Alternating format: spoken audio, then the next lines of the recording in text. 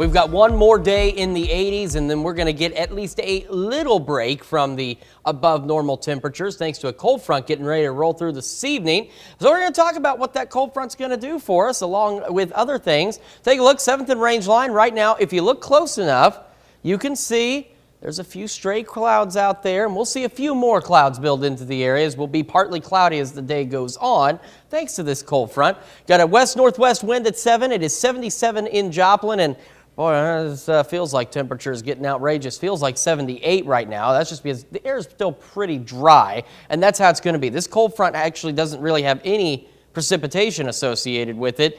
It's just got a temperature change associated with it. So some of us already a bit warmer, like Sedan, Chanute, 80 and 81, 79 Neodesha, Parsons, 76 in Pittsburgh, and Carthage, 77 Neosho and Anderson at this noon hour. We've been talking about it since this morning, but there's some great news for allergy sufferers because I know a lot of you have been cooped up inside for the last several weeks. Pollen counts continue to drop, a 4.9 out of 12 today, 4.4 out of 12 for tomorrow, and the long-range pollen counts are looking to continue to go even lower than that. So if you are suffering from allergies, this weather is getting nice enough that you'll be able to go out with low pollen counts and, enjoy the fresh air for a few minutes. Today, still looking at a high of 82 degrees, partly cloudy skies. We're 78 at 2, 80 by 5, and 68 by 8 o'clock this evening. And that cold front comes through and gives us a pretty cool night. So we're looking at 51 for an overnight low under partly cloudy skies. Some of our outlying areas may even reach the upper 40s. So we're talking chilly. It's seasonable, but chilly compared to what we have seen. And then we look at the weekend, and the weekend is just one small taste of what this cold front does. We got partly cloudy skies on Saturday, 72. Sunday, we're 74 with some shower chances starting to build in, which we'll see on the future track.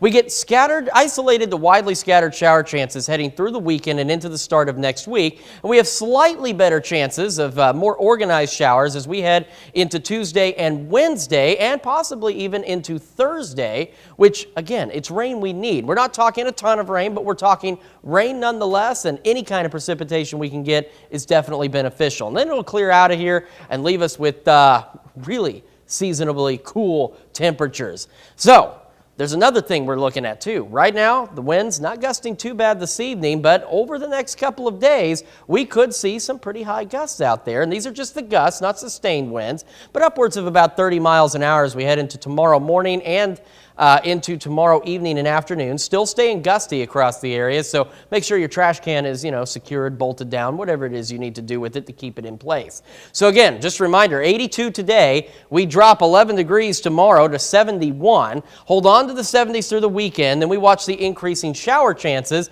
and they stay with us all the way through Thursday as we talk. But as you can see, we also start to warm back up into the lower to mid 80s. Now, once the rain is done with us Thursday, we kind of reach a maximum here, 85, and then temperatures start to come back down. And we get back down to the mid to upper 70s, so still not quite where we should be, but not bad nonetheless. And we have some rain in between all of this. So we got just a much better looking forecast than what we've seen the last several weeks here in the area. We potentially could have a really wet week next week if we get a little every day. Yeah, I mean, like I said, we're not talking a ton of rain. We're not talking several inches of rain, which is kind of what we need at this point. But we're talking rain, and it will help. And we're still watching a couple of weeks out for a chance of slightly better rain chances, and maybe a few inches of rain. But again, it's still 2 weeks out. We're keeping an eye on it, but it is something we're keeping our fingers crossed for, something we're keeping an eye on. Well, and what we don't want is that deluge that just comes so fast and so hard that since the ground's dry right now, it's just going to run away and do no good. Right, and that leads to flash flooding and causes other issues that we do not need. What we need is something like this, where we get enough rain spread out over several days.